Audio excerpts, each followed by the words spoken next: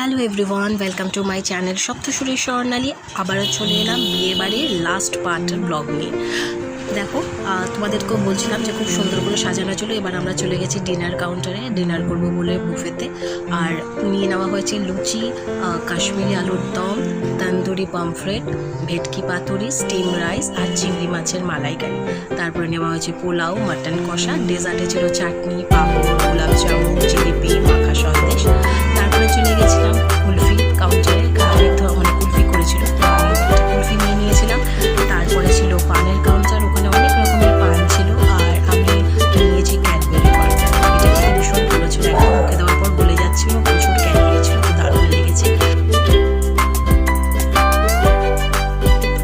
তারপর আমরা ফটো তুলেছি, তারপরে বাড়ির জন্য বেরিয়ে পড়েছি। চলে এলাম, তোমাদের সাথে যতটা পেরেছি ভিডিও শেয়ার করেছি। আশা করব আমার ভিডিও আজকে ভালোই লেগেছে। ভালো লাগলে অবশ্যই লাইক, কমেন্ট, শেয়ার আর সাবস্ক্রাইব করে দিও।